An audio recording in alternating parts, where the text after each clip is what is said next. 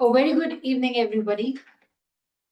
Very warm welcome to PB Fintech Limited earnings call, quarter two, financial year 2025-2026. Today we have with us Mr. Yashish Dhaya, Chairman and Group CEO, PB Fintech, Mr. Alok Bansal, Executive Vice Chairman, PB Fintech, Mr. Sarabveer Singh, Joint Group CEO, PB Fintech, Ms. Santosh Agarwal, CEO, Pesa Bazaar, Mr. Mandeep Mehta, Group CFO, PB Fintech, and I'm Resleen. I request Yashish for the introductory note. Thank you, Rasleen. Before I start, I just wanted to share a very small incident. I think on 1st of September this year or 2nd of September this year, it was the last month of our quarter. It was announced that there would be a GST change on the 22nd. Any sane customer should not have bought any health policy or a term policy between 1st of September to 22nd of September. And I was obviously worried about what would happen. And I must totally congratulate our team, which had found solutions before 9 a.m. that day. And our sales on that day were not lower. And as you will notice, for that month were not lower. And I think that is what becomes the PB way, where execution is the key and execution happens in hours, not in any other sense. But I really wanted to thank all 23,000 of our employees once again for how they kept things up. And with that, I'll proceed to give the performance update for our quarter.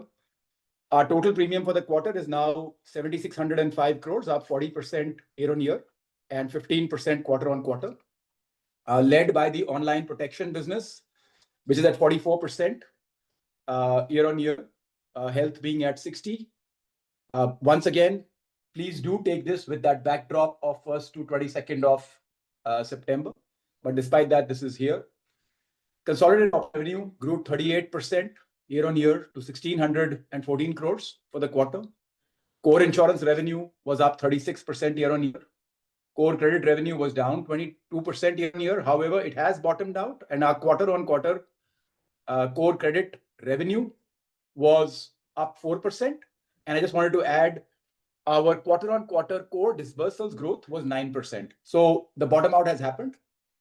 Our renewal trail revenue on a 12-month rolling basis is 770.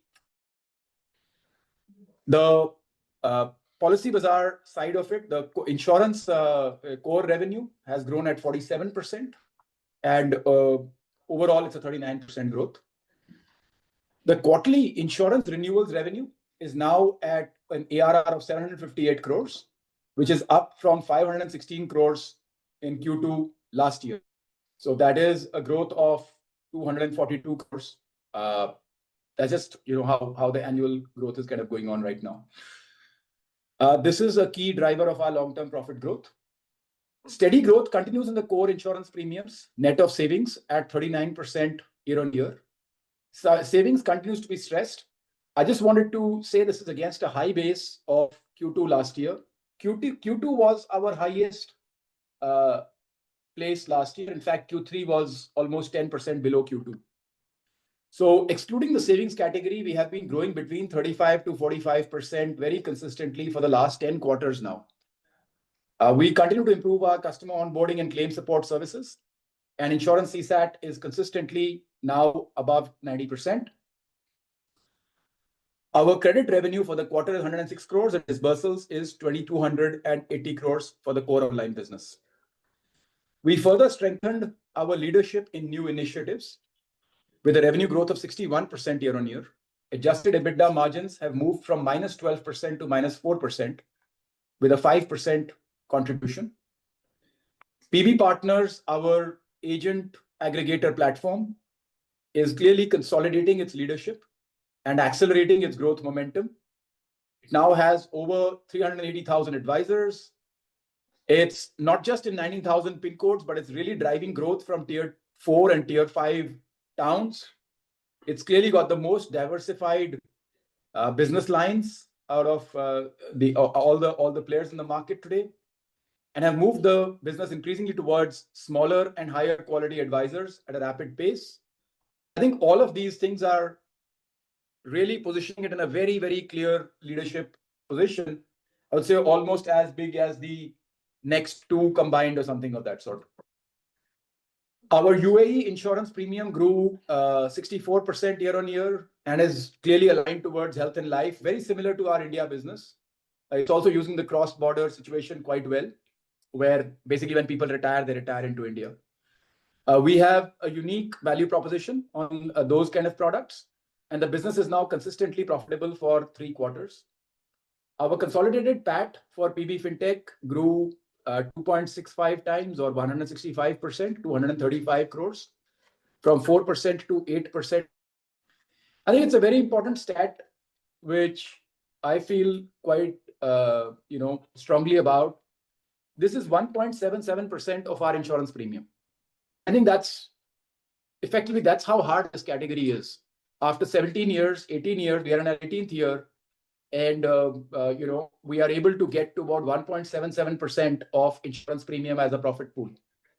It will of course grow. This should kind of keep growing into the future, but that's where we are today.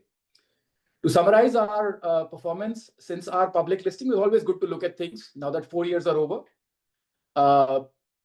In these 4 years, from Q2 22 to Q2 26, our revenue grew from 280 crores to 1614 crores, about 6x. And that's a CAGR of 55%. And our PAT margin has gone from minus 73% to 8% positive overall for the entire business. Happy to take questions now. Thank you, Yashish. We'll take the first question from Sachin Salgaonkar. Sachin, please unmute yourself. Thank you, Rasleen. Congrats, Yashish and team, for a great set of numbers. I have 3 questions. First question, a bit on clarification on how or if there is any impact on the business post the GST cuts, what we saw from September 22nd. And this question is both on the consumer demand as well as on your commissions, because we are hearing private insurance companies have reduced distributor commissions. What happened? Is it got muted? No, he's asked the first question. Oh, it's the first question. Okay.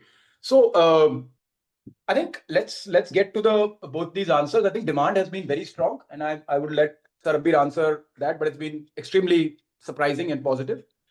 And on the commission side, again, it's a complicated situation, and I wouldn't go with any of the media narratives or whatever you're hearing out there, because they tend to kind of paint things in a black and white.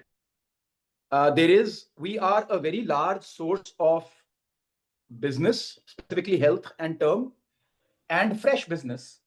And our business quality is fairly superior compared to many other channels. There are multiple stakeholders here, insurers, us, regulators, governments, consumers, our employees. We are having very constructive conversations. It's not do this, do that. It's a very constructive conversation. And I feel we'll end up in a good place where, let's see. But Sarbir, you want to speak about both the demand and the GST impact, please? Yeah, sure, Yashish. I think on the impact, 5th September and 22nd September were the biggest demand days, I can say, in the history of Policybazaar, on both health and term, as well as for actually other lines also. On 5th, of course, the conversion was not as good, but on 22nd, even the conversion was very, very good.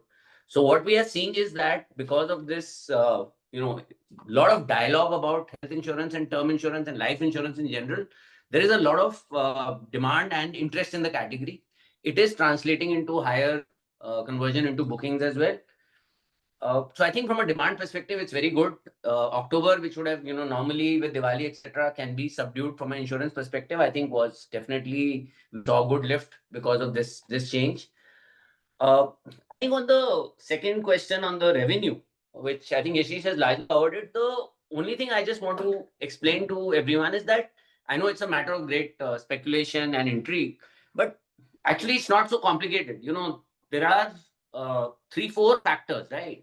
What is the increase in business that we are seeing? What is the quality of business in terms of real fresh versus, people who are already existing insurance customers. And the third thing is the, sort of P&L impact of that for everybody, right? So if you have high quality, fresh customers, the value of those customers to insurance companies is very high. So I think we are in a very, very constructive dialogue. And I think the fact that we have a relationship with insurance companies and we are not just, I would say, a distributor in that sense, is really coming to the fore right now. And I think we are having these discussions. Uh, we are absolutely committed to working with everybody or with all our partners. And I think if you hear the calls also, I think all the insurance companies have said the same thing. And we think this will leave the industry in a better position than where we started. And I think that's the key from our perspective. Okay, so net, maybe not too much of an impact on distributor for commissions for you guys, maybe something here and there, but generally it's a win-win for both you and the insurance companies. Is that what we should expect going ahead? I'll focus on the second part only. I would say that yes, we want to ensure that it's a win-win for both. Actually, there are three parts to this thing. It's a triangle always: consumer, insurance company, and policy bazaar. All three, have to gain. Because otherwise, it's a zero-sum game, right? If you take something from one person, give it to the other. I think all three will gain, and that's what we are really focused on. Got it. My second question is on the sharp EBITDA margin and adjusted EBITDA margin improvement we saw in this quarter. And this was clearly led by momentum at the core online business. So the question out here is, should we see this momentum being sustainable? Because I remember Yashish mentioning in the last call that, you guys are focusing more on revenue growth and margins is derivative and eventually follow. But, we are also seeing margin growth being strong. So is this something which is sustainable going ahead? I would not read anything into any margin growth, etc. Those things, I think they are just same. See, our focus is very clear. Our focus is on growth. Yes, one quarter you may see higher margin, one quarter. See, look at it, right? Our revenue is just a second. I'm on the next one. Our total revenue for the quarter is about what? It's about 1640 crores. So even if that changes by 2% here or there, that is 32 crores positive or negative, right? What is 2%? It is 2 days of, it's 1.5 days of revenue or something of that sort, right? So sometime you may get some premium ahead, some payment later. Do not read into margin movements on a quarterly basis. And that's the message I would give. It may be some spillover from previous quarters. It may be some spillover from next quarter. I don't know, right? But don't read too much into quarterly margin shifts. There has been nothing dramatic to change our contribution margin in the last quarter. It is just maybe some money came from some quarter here and there. Because you'll always see this 2 to 3% movement from one quarter to the other. And there are costs below contribution line which don't move as fast, obviously. Yeah. They grow fast. So you definitely get some benefit between contribution to EBITDA. But yeah, as he said, practically we are focusing on growth and that drives everything else. Got it. Very One clear. month you just might have a higher issuance bucket, some month, some delay, some Sunday. Those kind of things can make some changes. So don't read too much into in one quarter how much did the margin happen. I'm just trying to explain, like 30 crores can shift with just 1.5 days. Yeah, thanks on that. And last question is, would be great to have an update on Pension Bazaar and PB Money in the last 3 months, how the business has scaled up, and should we see incremental investments into both these new initiatives? Yeah, so both PB Money and Pension Bazaar, there haven't been much incremental investments. I think all of it put together the total investment may be less than $500,000.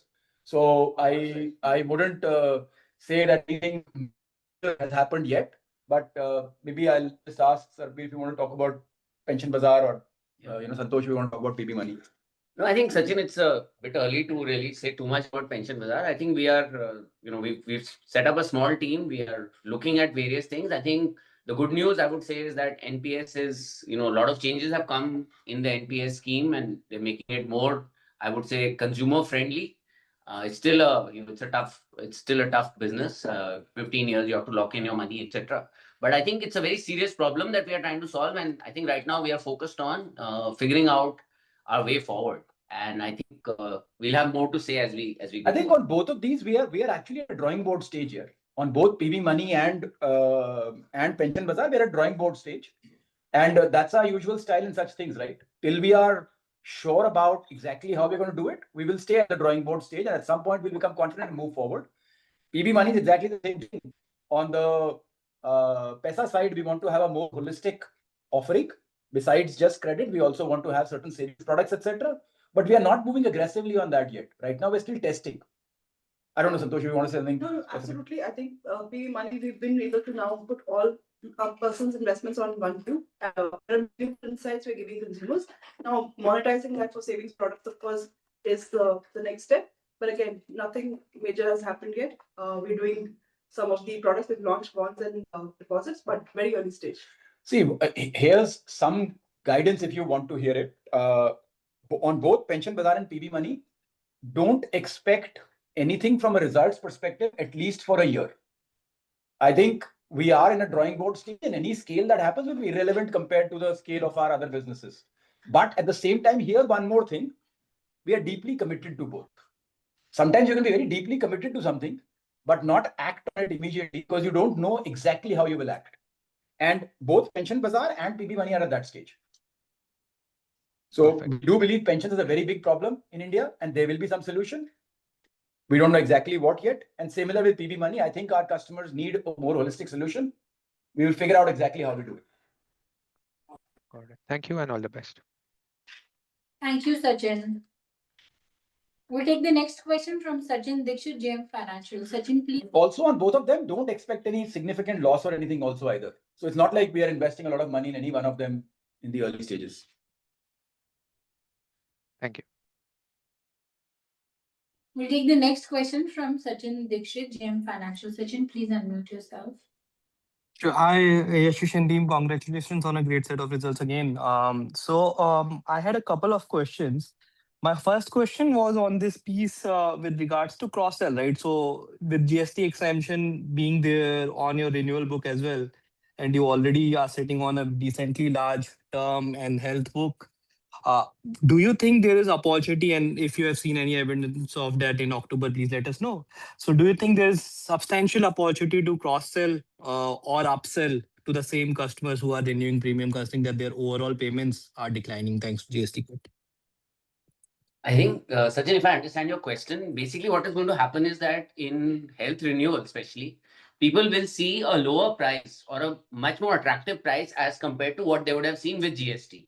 So our objective, and it's again early days yet, but our objective is to significantly try to build up our renewal rate.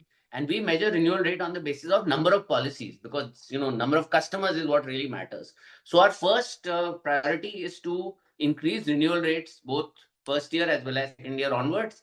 Second priority is what you are, I think, referring to, which is to try to cross-sell some more products, to maybe increase the value of the customer, etc. But I would say that it's a second priority. Our first priority actually is to increase the renewal rate because if you think about it, the more customers we can carry into the future actually has a very high, outcome and very high value versus just trying to increase first year, premium and have fewer customers going forward. So that's what we are trying to do. And we believe that the nature of products, we have spoken about it, that the nature of health insurance products with a higher cumulative bonus is also favorable. And now with this change, I think we should be able to drive even higher persistency. I mean, that's really what our focus is. Understood. No, so where I was coming from largely was like if you look at, for example, term, right? A lot of people might be investing in term thanks to ATC benefit as well, and they already have a defined amount in their mind on which they need benefit. So in case that number, thanks to the 18% cut, becomes lower, do you think you will be able to sell more rather than the customer actually paying just a lesser amount? Yes, absolutely. So in term insurance, what we are trying to do is that we are telling people that, 1 crore is our most popular price point. We are saying that you should buy 1.5 crores because as we've calculated, for most people, it's like 100 rupees a month extra. And you can get 1.5 crores instead of 1 crore. So we are actually trying to increase the sum assured in term and say that, look, this is a great opportunity for you and you should, buy more sum assured. Again, these are slow burns. It's not very easy to drive these things very quickly, but this is a very calculated and I would say very well oiled effort that we are making to try and drive this going forward. And let's see how it goes. Got it. Sure. My second question is, Yashish obviously mentioned like since that GST announcement came in, you guys figured out, or at least a team figured out how to ensure that growth remains on track for September month as well as going ahead. Can you talk about what were these initiatives? What did you do? How did you ensure that the growth did not fall apart after that? The master chef never sells their secret sauce here. Okay. So I'll just leave it there. And honestly, there is no secret sauce here. Actually, it's just hardworking people, yeah. And they just get at it, they figure out solutions, they do it. And it's too much to be discussing on a call that exactly how, etc. Sure, sure. Just one housekeeping question, if I may. On the premium slides that you have shared, right? You have also shared the premium calculated using GST exemption at the bottom.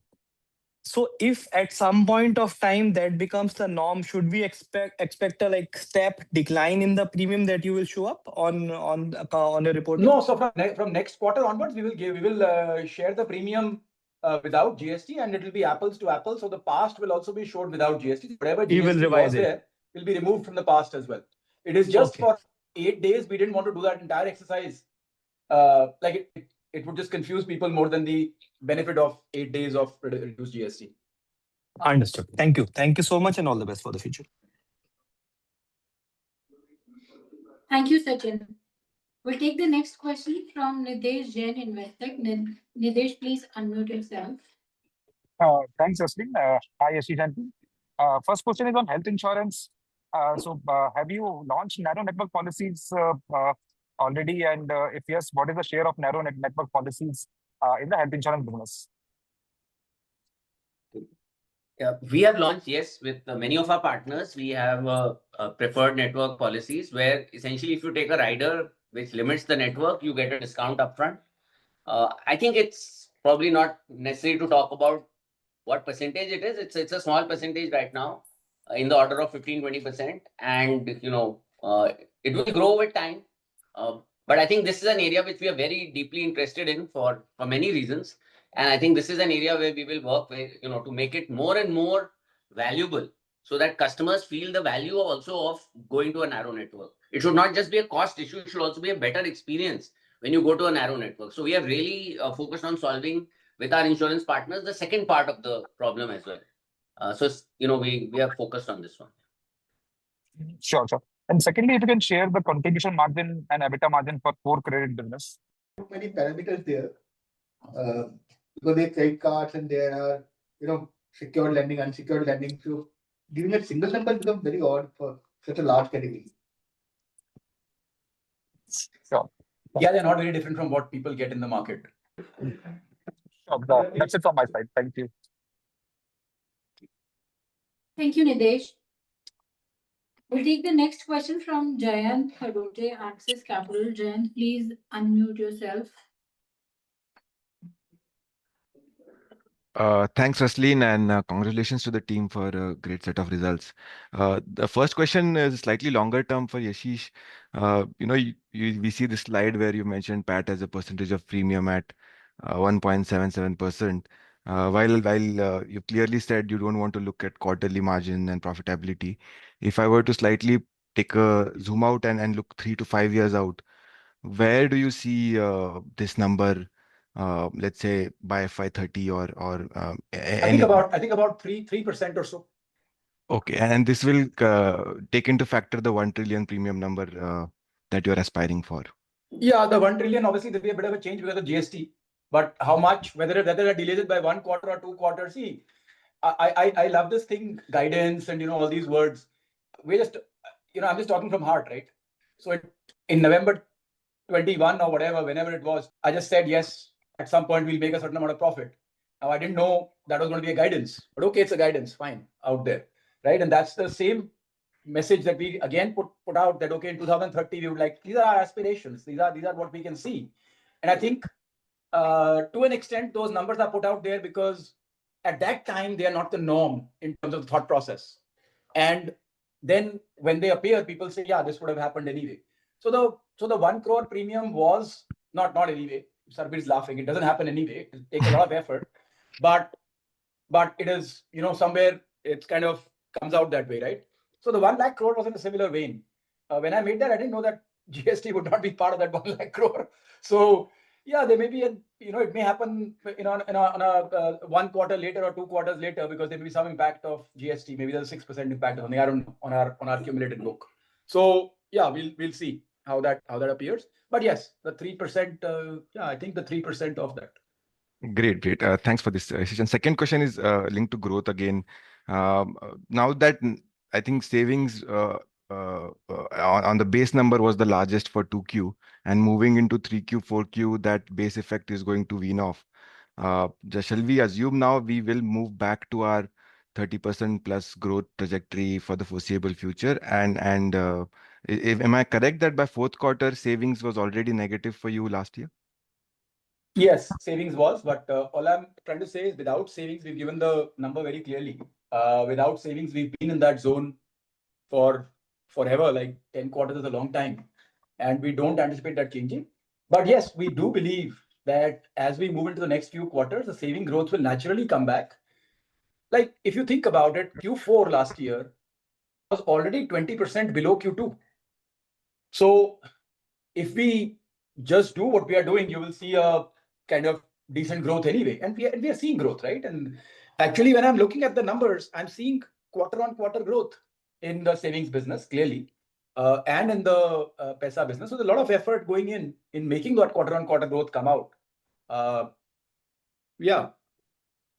So if I could just squeeze in one last, I remember you passionately talking about child education and pension problem that you want to solve for.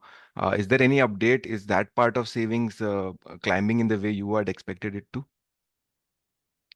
Yeah, so I think, the pension category, we started about 3-4 quarters ago. So I think that continues to grow, I think both sequentially and on a year-on-year basis.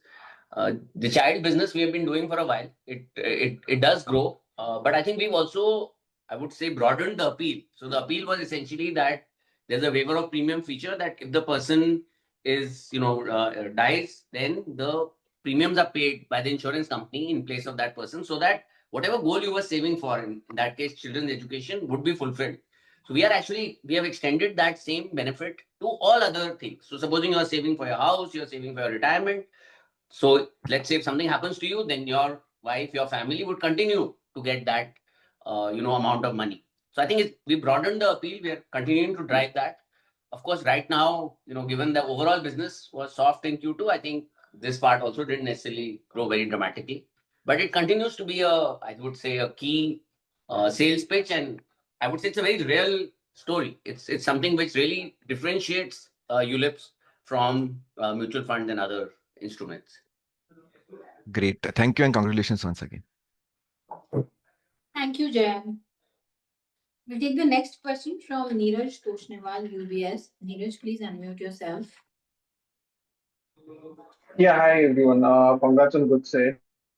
So first question on contribution. We see contribution improving sharply in Q2 despite, Neeraj, you'll have sales to growing. get probably a little closer to the mic. We are not able to hear you. Is it better now? Go ahead. Let's try. Yeah. Yeah, so basically the contribution seems to have improved despite health still growing, upwards of 60%.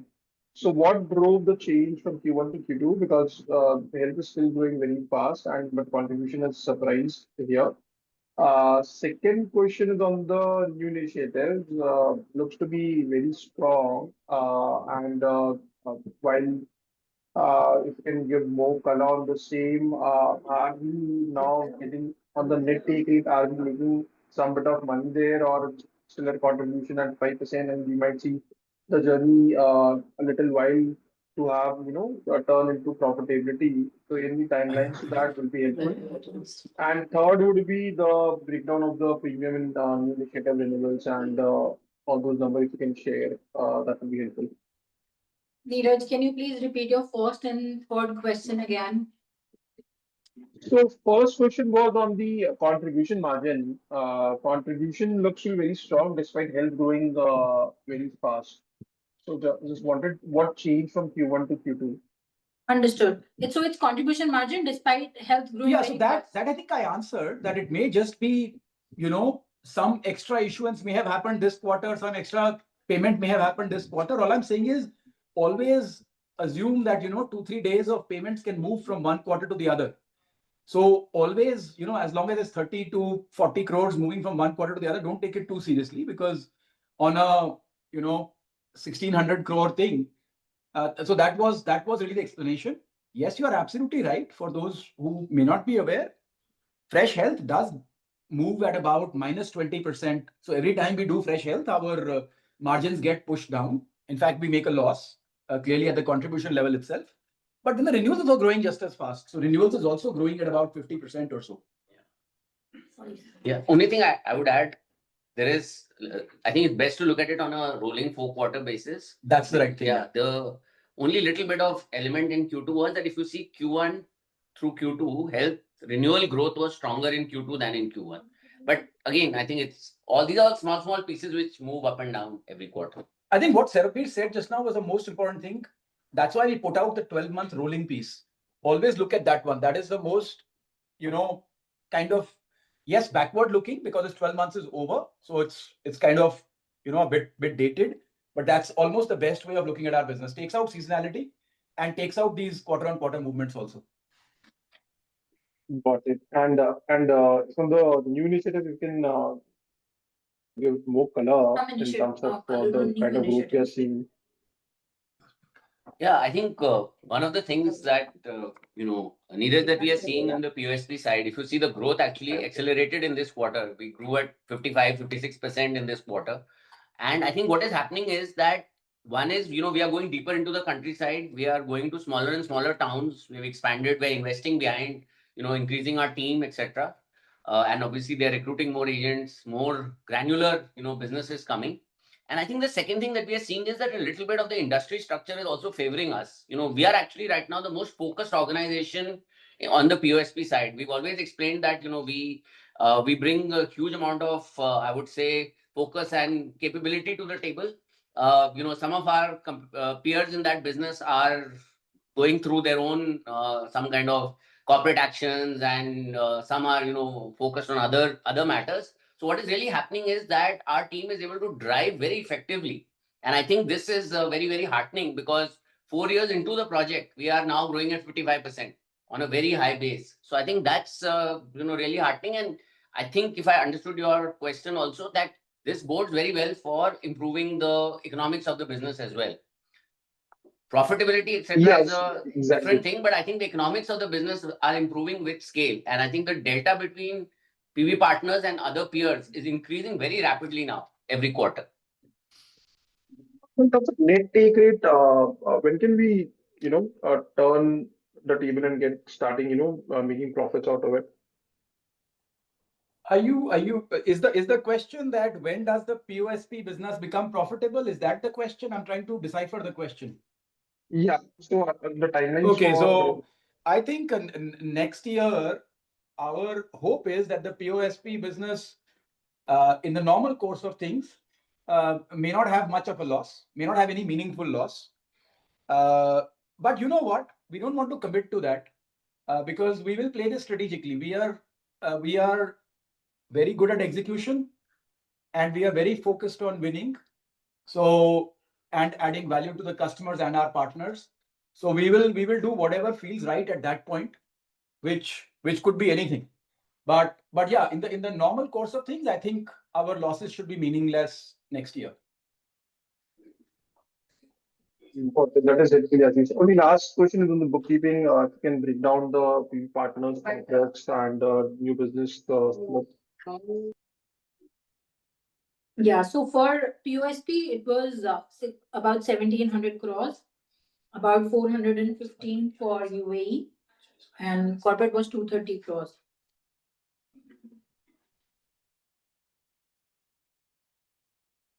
And new business in deliveries? They're fairly similar for core policy.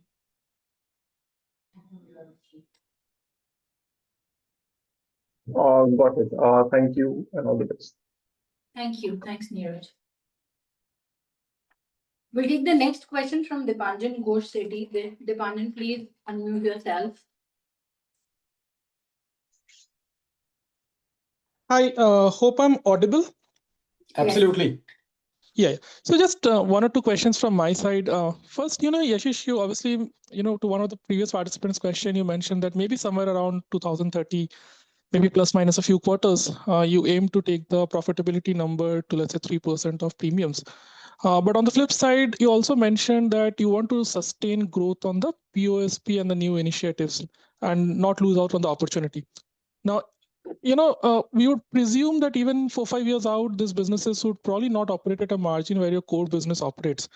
So let's say when you kind of visualize this 3% of premiums, how are you really extrapolating, let's say, the growth in the core versus the new initiatives? And I mean, does that has an implication on this 3% number in case the growth rates across these two segments were to flip or change? The Yeah, second so question, yes. my expectation is, POSP is reaching a point as a channel where I think future growth rates are going to be similar to, or I don't think the share shift will be too much from here. But there is also, see, we invest when we do health business, we lose money, and that is why there is a reward in terms of renewals premiums. There could be two ways of paying for anything, right?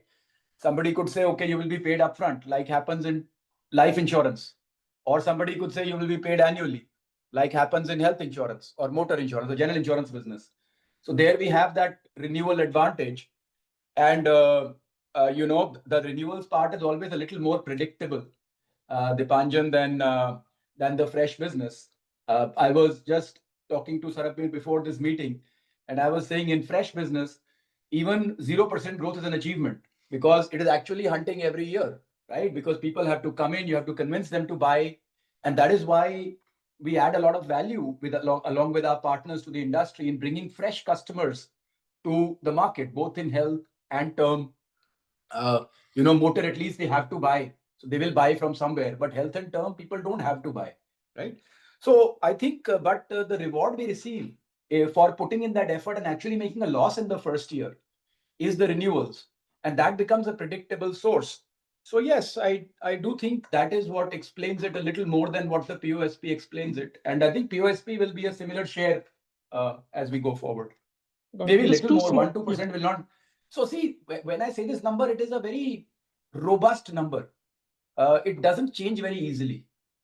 These numbers don't change very easily. Just like our 2027 guidance was a fairly robust number. It can't change too much. You can't change it by more than 10 20% here or there.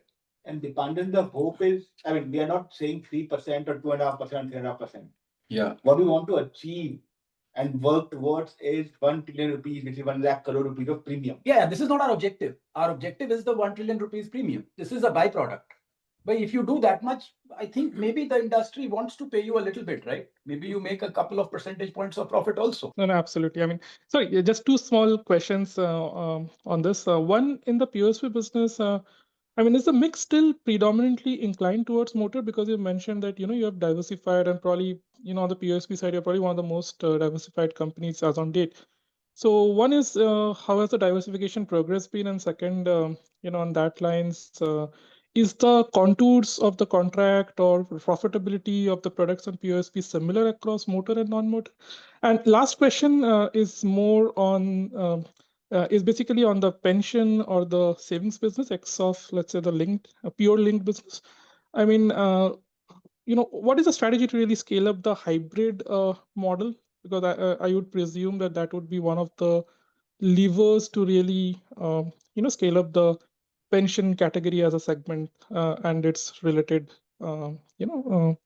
other businesses.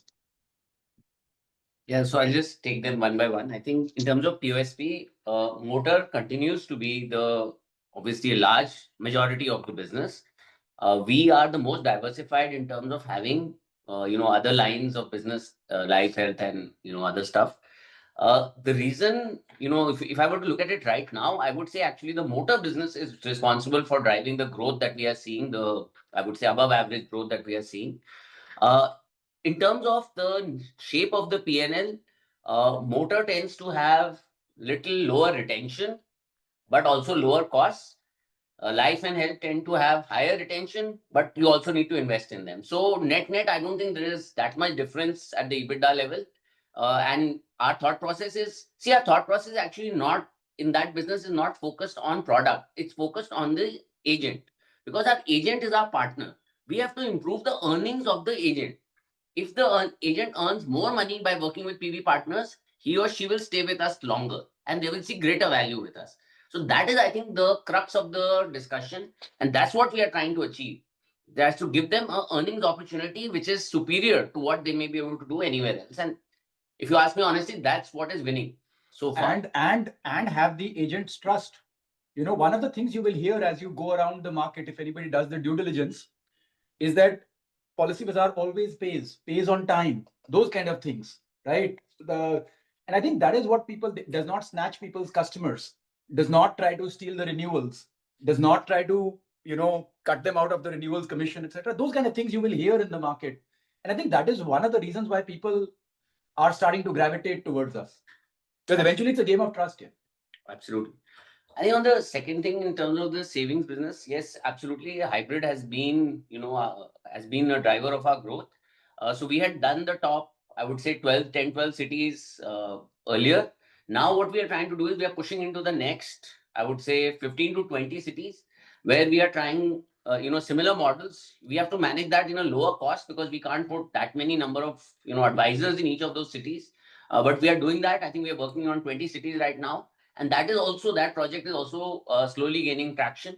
So I think, yes, savings will require a hybrid approach. Customers like to meet people face to face. They want to understand the products, taking time. And I think that's something that we will continue to keep driving as we go forward. Got it, Yashish and Sarveer and Alok, and all the best. Thank you. Thank you, Dipanjan. We'll take the next question from Kushagra Goel, CLSA. Kushagra, please unmute yourself. Hi, thank you for taking my question. Congratulations on a wonderful set of numbers. Uh, I just have one question now. So, there was a sharp increase in the other expense line item this quarter. So, just wanted to understand what exactly sits here and how to think about this going forward. Just give us a second here.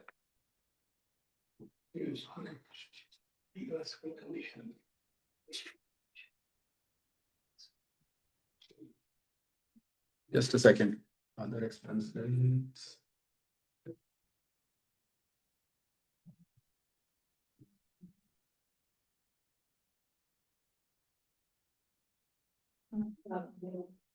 What top is it?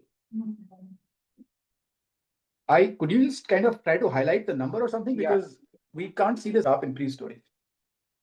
So, it's up 29% sequentially QOQ and about 67% YOY. Where do you see? Where is this 29%? Which is the other expenses? This Other expenses in the. No, where is it? Yeah, Which yeah, is the yeah. other expense? 592 crores. Maybe we get back to Sure. question in the meanwhile. Yeah.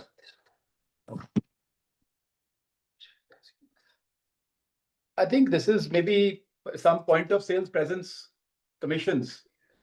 That is what is perhaps showing up here. So maybe as the business has expanded, that is showing under other expenses. Okay, so it's linked to the POSP business. Yeah. Got it. Yeah, that's all. Thank you. Thank you, Kushab. We'll take the next question from Manas Agarwal, Bernstein. Manas, please unmute yourself. Hi, thanks for the opportunity. Two questions and two clarifications. First question is, let's say hypothetically, if something was to happen on take rate compression, and then there is a volume offset, which is a favorable move. What kind of cost levers do you have in the next coming quarters to protect your margins for the year, let's say?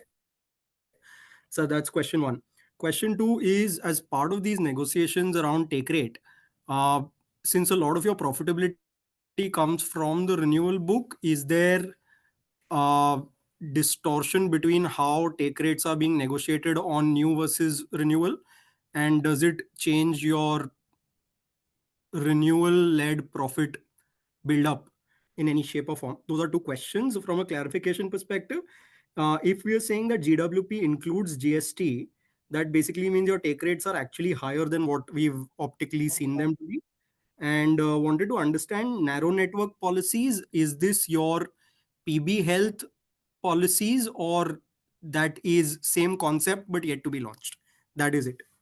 So very quick answers, first of all, and I'm sure Sarbir will also pitch in on this.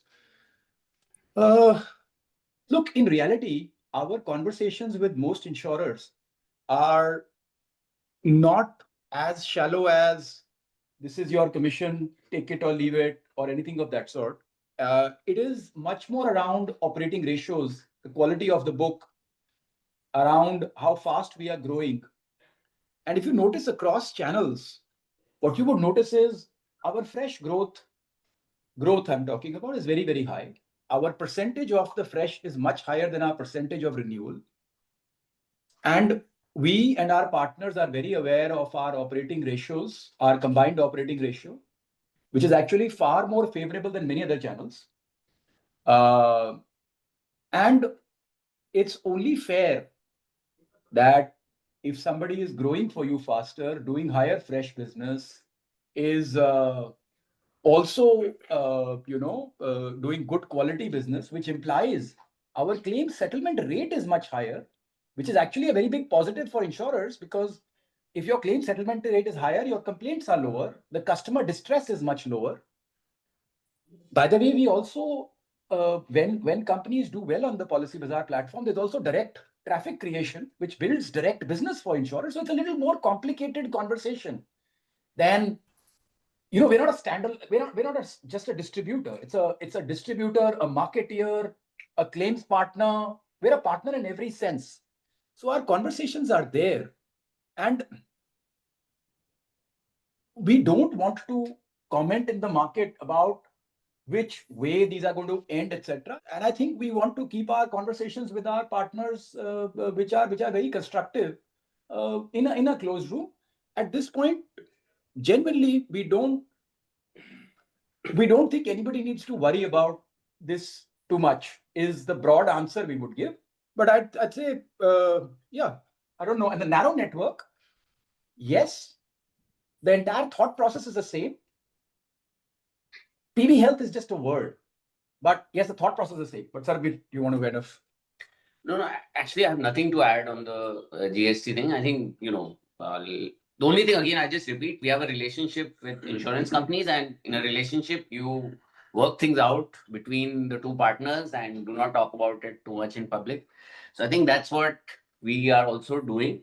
On the cost side, I would say that please understand that we are focused on cost efficiency in any case. It's not like because today commissions, whatever, something has happened on GST, so we should now look at our costs. We look at like we started this whole approach years ago. Yeah, we look at our costs on a daily, weekly, monthly basis, and actually hidden in a lot of the overall stuff is that our marketing efficiency has improved quite dramatically over the years. Whether it is the proportion of direct traffic that we are able to bring, to the platform, whether it is the fact that we have built our own in-house, being able to leverage our own customer base more effectively. I think our what we call our growth business that now has become a big contributor to our fresh business. It used to be almost nothing. So I think we have focused a lot on marketing efficiency. We focus a lot on call center efficiency. We focus a lot on improving the productivity of our advisors. So I think that, again, irrespective of what is happening, we focus very heavily, and I think we achieve good outcomes there also. So I think that's where I would leave the discussion at. I think on the network products right now, as and when PB Health, hospitals come online, we will obviously leverage them also. But right now, we are leveraging the existing hospital network that are there and, working on that. And I think that's kind of where we are. And I think you did ask that if the GST is removed from the premium, then yes, obviously optically our take rate will look higher than it used to look earlier. Got it. Thank you for the detailed answers. And I just wanted to say one thing, sometimes in the media it's portrayed like this is some kind of commodity that, anybody can bring health customers or term customers to the market. See, remember, with 17, 18 years of effort, a lot of hard work, a lot of brand build, a lot of direct traffic, with all those things and everything we are doing, of the premium, we are able to make 1.77% at our scale. So this is not an easy, thing that anybody can just that it's a like I'll give you an example, right? Suppose I wanted to get traffic from Google for health insurance. There's only a limited amount I can get. That's it. I may be willing to spend 10 times that money, but I will not get more traffic. So to some extent, it is a pretty rare commodity. And we are very fair partners, and our partners are very fair to us, right? And we are working things through. So I don't think it's as simple as yeah. Got it. Thank you. Thanks, Manas. We'll take the next question from Madhukar Lada Nuvama. Madhukar, please unmute yourself. Hi, good evening. Congratulations on a great set of numbers. So I have three questions actually. First, on the adjusted EBITDA margins, also obviously we're seeing a pretty good improvement. But if I look at the indirect costs, like the cost bit sitting between contribution and adjusted EBITDA, that also seemed to be well contained. I wanted to get some sense of how should we be looking at this number, on a sort of quarterly basis, annual basis. What are the components of here, and what sort of growth, let's say even annually, if we were to look at this number, how should we think about this? Because that will help us, run our adjusted EBITDA sort of calculations more clearly. Second, see, last quarter, I think you had given a number of a sort of Paisa Bazaar margins of minus 20%. That is the EBITDA margin. So can you give a similar number for this quarter or the first half? So that's my second question. And finally, if you could just give me, I think you did mention these numbers, but if you could repeat what are the renewal premium numbers for POSP, corporate, and UAE separately, that would be helpful. Thanks. Okay, lot of questions there, but good. I think when you look at operating cost, specifically fixed costs, brand, other people, other office costs, central cost allocations. How do I say this? We are doing a lot of innovation. We are doing a lot of new segments, a lot of new products, a lot of those things. And thus, a lot of experimentation is going on across the organization. And at an early stage, like, whenever you start a new BU or a new sub BU, it takes a lot of effort. There's a certain amount of, and it takes a while before it scales up. And so we've been doing a lot of that simply because our focus has been on growth. Our focus, I've repeated this many times over the last 3-4 years, and I think by now you would have seen enough proof of it. Our focus is not to become, see, there are two stages an organization can be in. It can try to maximize profits, or it can drive growth. Usually both of these don't go together. And we are in that zone where we're trying to expand. Eventually we will have enough to take care of all these costs, and that's our approach. In terms of growth rates, they should stay similar to what they have been over the past, maybe a little lower as we progress on the fixed cost side. And again, now coming to margins on the Pesa side, we don't want to comment on this. There's been a slight improvement. I don't want to be exact about the number. I know we were exact last quarter. There has been an improvement, but the improvement is limited. So it's not like a marked improvement. And I'll leave it there. brand is mostly a constant for a few quarters. So I think that should give you enough information. If there's more than that required, then just check with Rasleen or something. On the renewal piece Sure. in the new initiatives, we have about 180 crores for PB partners, about 110 for UAE, and about 300 crores for the corporate business. Got it. Thanks. That's it from my side. Thank you, Madhukar. We'll take the next question from Shreya. Shreya, please, from Nomura. Shreya, please unmute yourself. Hello, am I audible? Yes. Okay, great. Congratulations on a great set of numbers. I have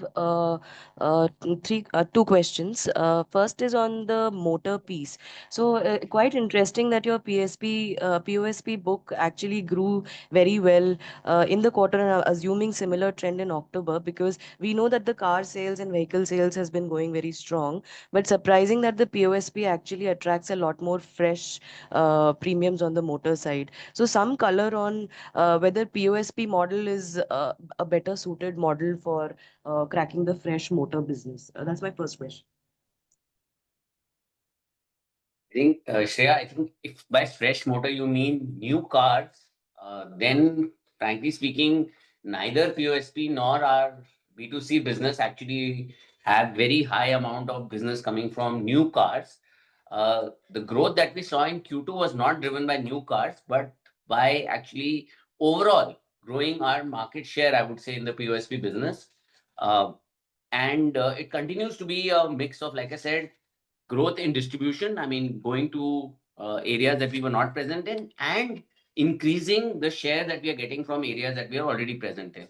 I think it is largely that which has driven it till Q2.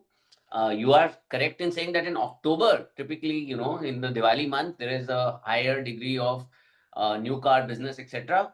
But for us, actually, that is not a key driver of the business. It's largely the stock of cars and trucks and autos and school buses that are part of the business.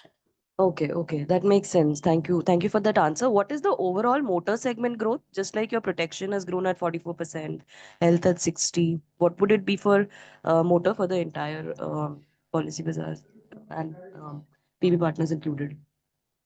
The core business or the including PB partners? Including PB, yeah, the total premiums, yeah, including PB also. Maybe about 40% or so. Okay, sure. My second question is you had mentioned that your 1 trillion premium can move by 1 to 2 quarters and all of those things. We have a guidance for next year also, which is your net profit guidance. Fair to assume that there also that 1,000 crore could move. I mean, could get delayed or not get delayed. Any comment on that? If there was a change, I would have said it. Okay, sure. That's useful. And my last two questions are data keeping questions. I wanted the PB Connect revenue that was 43 crores last quarter. So whatever is the number this quarter, and have we defined the ESOP payouts going ahead? Because what you had shared a couple of years back, but is there a new ESOP payout that you shared with us for the next 2 So I years? had the last question, but Santosh, do you want to just answer the? Yeah, the PB Connect revenue for quarter two is 66, 53% up from last quarter. Sorry, what was the last question, Shreya? ESOP payouts. So the ESOP payouts. They should in the say employee cost. similar now. They, as I said, they are now getting into. See, what you are seeing in ESOP is we had an old scheme and a new scheme. The new scheme started last year, and the old scheme is kind of going to be phasing out by 28. So what you're seeing is on one side, the costs are coming down, and the other scheme, the costs are ramping up. But quite honestly, on an annual basis, you should not see much change. It should see very similar from here onwards. Got it. That is useful. Congratulations and thank you for all the best for the future. Thank Thank you, you. Shreya. We'll take the next question from Ashwin Mehta Ambit. Ashwin, please unmute yourself. Yeah, hi. Congratulations on good set of numbers. Just two questions. One, if I look at your trail revenues in the credit side, there's been a fall, and understandably so because of the slowness of that business. But as you build the incremental book here, what are the initiatives that are being taken to kind of possibly build a higher trail here, or any sense in terms of that? And the second is in terms of any updates on the PB Health side. When do we start to see the first operations? So, do you want to answer on the trail side? So on the trail side, we did see slowness and I think the credit area has been going through a tough time, and the NPA rates were higher than what were anticipated. That led to some softening on the P&L side for the partners, and we kind of shared that burden, and hence you see softening of trail revenue. Going forward, we've doubled down on risk. We've doubled down on alternate data collection for consumers. So our ability to basically build quality of business for our partners is increasing as we move forward, and most of that will translate into better revenues being being moving. I think as we realized in Policy Bazaar, being a bucket shop distributor is not sufficient. You have to be more involved. You have to have more inputs into the process, and that is how you will earn properly into the future. But our renewals revenue got affected because our partners in general suffered. And it could not have been one way. So we shared in that. That was that. On PB Health, see, I'll try to explain to everybody the way we are thinking about it. First of all, the narrow network is part of the strategy. That look, you have a narrower network, so you have fewer places. The second thing that is part of it is care pathways. That if a customer is ill, they get appropriate care. So whether it needs to be primary care, secondary care, or tertiary care. And in the network, there are hospitals and care facilities that can take care of each one of those. So customers are directed on that.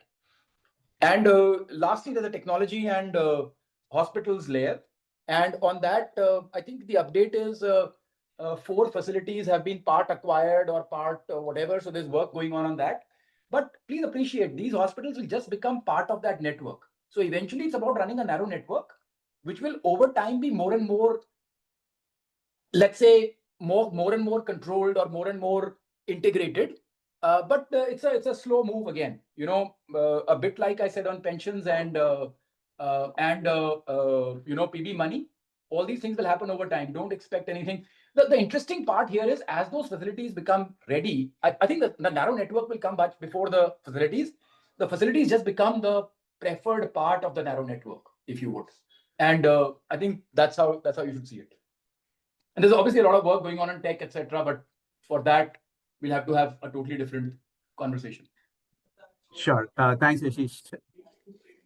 Thank you, Ashwin. We'll take the next question from Sanket Goda, Avendus Spark. Sanket, please unmute yourself. Yeah, thank you for the opportunity. So my first question is on the non-contribution expenses, fixed costs. Basically, the growth in those costs naturally has come down, probably improving the margins. So that number looks around 15% growth year on year. So for the half and not for the quarter two. So just wanted to understand a bit of color on this number, how you see this to play out eventually, whether it will be in this range or you see it to grow at a much lower pace. So large part of the cost will be sitting only in contribution margins. Did you say 15% or 50%? 15. 15. Yeah. So it should stay about this year. I think that's a fair. What happens is people, as I said, every time we start a new business, suppose in savings we started a pensions category, right? And the pensions category requires a new BU head. It requires a new focus from a technology perspective. It needs new product people. It does all of those things.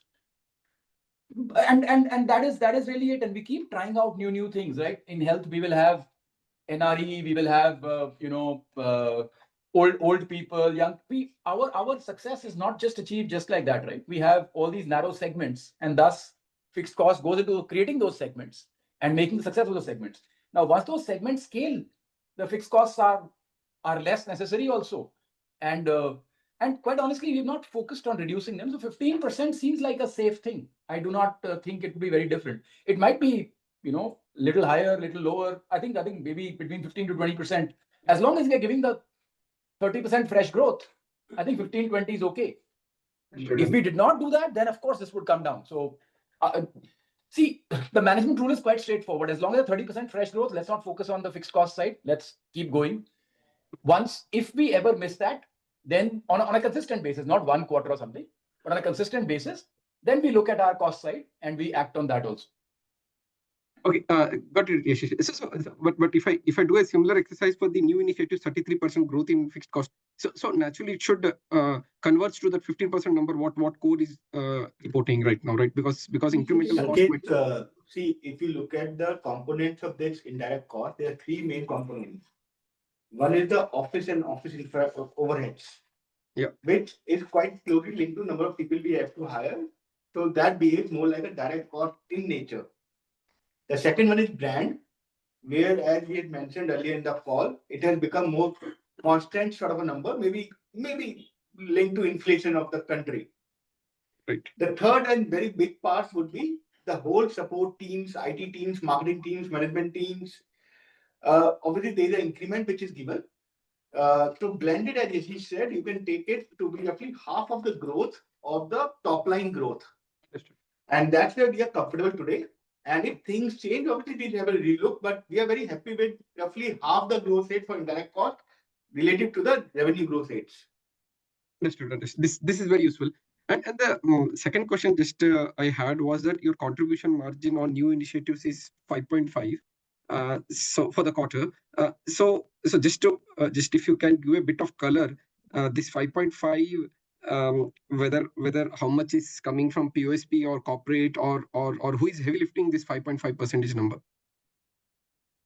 It's a combination. It's a combination of UAE, which is now a profitable business, and obviously that profit has increased because last year it was a loss-making business. Now for 3 quarters it's been a profitable business.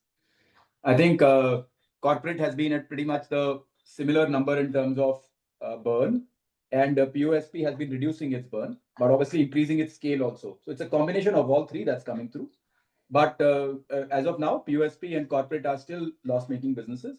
I think on an overall basis, if you look at all new initiatives put together, my hope is that next year, and that is what we, So I think the whole idea is that 2027, our new initiative should be very close to zero, is the whole thought process, and I don't see why it should be very different. Okay, understood. So basically, what you're trying to say is that at contribution level, PB corporate and PSP are still loss making, and large part of that is driven by PB UAE. That's way at contribution level. I mean to say it's a few things. It's a few things, right? POSP has reduced losses but increased scale, so it's grown 55%, but its losses are much lower than what it was last year.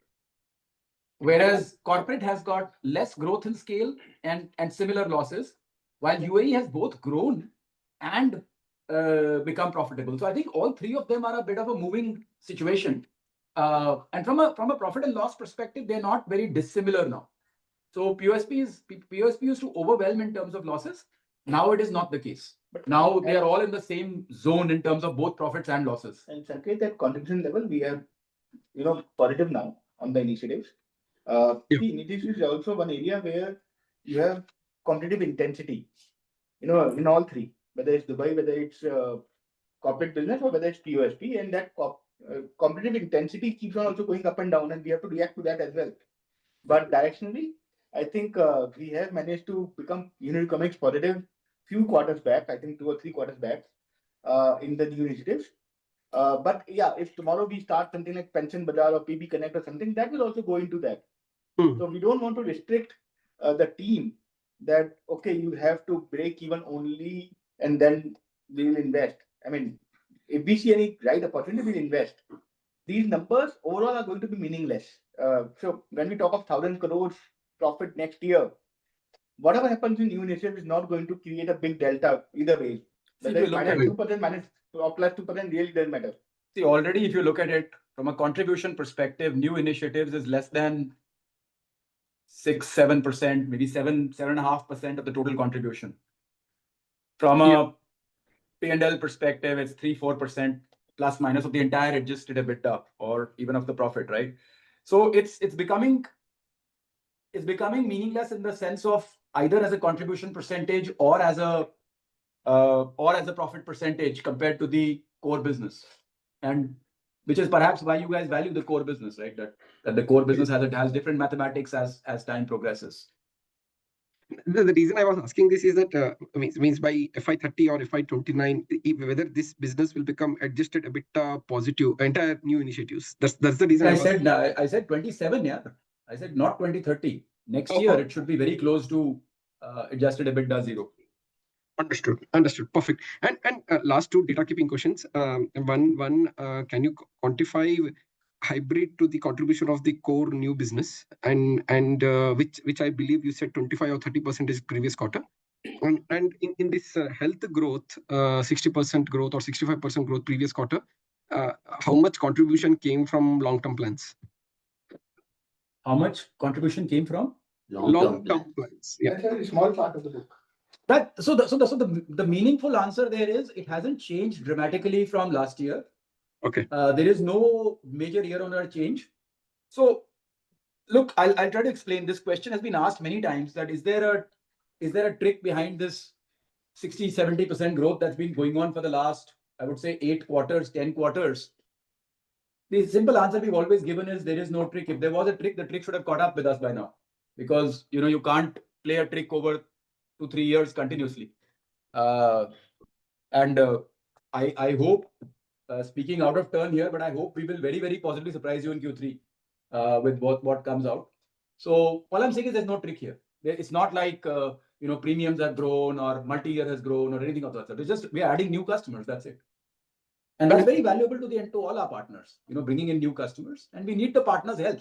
The partners have also helped us a lot by giving us better products, creating better products, creating better underwriting, settling more claims. All of that is part of the growth, which is why customers are increasingly choosing to utilize health insurance and term insurance.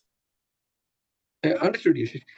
So basically, when you told the narrow network contribution or product might pick up, so that can add one more extra layer of the growth to what you're delivering today. And if it is the case, any number you have in your mind? I'll explain in a simple way, Sanket. I think from a distribution standpoint, we are by far and away, like there's not even a comparison, the most focused and the most scaled up players in terms of protection, health insurance and term insurance. You'd all agree with that, right? You couldn't even name somebody else who would be nearly as focused. Now, what does that mean? When you're focused on something, you're thinking about problems ahead. You're trying to create solutions for them before they become problems for you. And what are proofs of this, right? Getting into claims.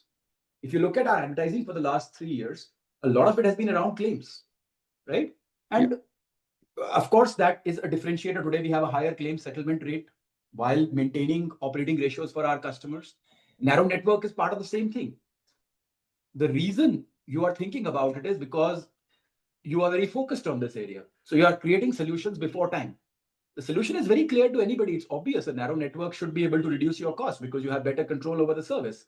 You should be able to deploy better SOPs with a narrow network than with a wide network. It's a pretty logical thing. But whoever will do it, why are just we doing it? For example, let me say, why isn't a bank doing this? While a bank is also a distributor of insurance or any other distributor of insurance, why are they not doing it? It's perhaps because it's not because they don't have the money. It is because maybe this is not as critical to their survival and to their mission as it is for us. For us, this is critical. This is the reason we come to office every day, is to make sure that more and more customers have health insurance and life insurance. They have a great experience. So I think it's just that. I don't think there's any other word to it than just focus. Understood. And lastly, the data keeping question, hybrid as a percentage of the total core new business, which was Sanket, it's about 25%. It's been in that range for a while. Okay, perfect. That's it for my side. Thank you very much. Thank you, Sanket. We'll take the last question from Rahul Jain, Dolat Capital. Rahul, please unmute yourself. Yeah, hi. Thanks for the opportunity. Most of it has been answered, but just I'm trying to make an effort in a different way. Just on the consistent improvement on the CM for the new initiative business. What I understand is that the CM for POSP business was supposed to be max out at 1 to 2% or maybe 3%. Does that remain the case even now, or and the bulk of the upside on the CM is coming from the other part of the new initiative, or there is more potential for CM to go higher even in the POSP part? And you guys all really want the answer, so I'll give you the answer only. The POSP CM is 1%. It's exactly 1%, right? So yes, if we are at 5%, it's coming from other parts. The biggest contributor in that CM, again, you want the answer, 85-90% of the CM is actually coming from the Dubai business. So that's the reality of it, right? So everything else on a CM is zero, is the UAE business which is giving the CM. And actually, UAE should not be in new initiatives. Actually, you know what? From a classification perspective, what we should actually do is UAE should be part of core, because it is actually core business. There is no difference there. I think we should just separate out POSP and everything else. Maybe corporate POSP, because these corporate business POSP have very different dynamics, and our core business has very different dynamics. So if you segregate that out, that way, it just might start making a lot more sense, because I really don't see why UAE is a new initiative. It should actually be in existing. Yeah, completely agree. That's it from my side. Thanks a lot and Because best. its dynamics are exactly like our core business. So as time progresses, it'll get more and more profitable. Thank you, Rahul. I still see some hands being raised. In the interest of time, I request you to please send your questions to investor.relations@pbfintech.in. We shall get back to you as soon as possible. Thank you for your time. Thank you very much for your attention. It's quite late in the evening, so really appreciate you attending and so many questions. Thank you so much. Thank you.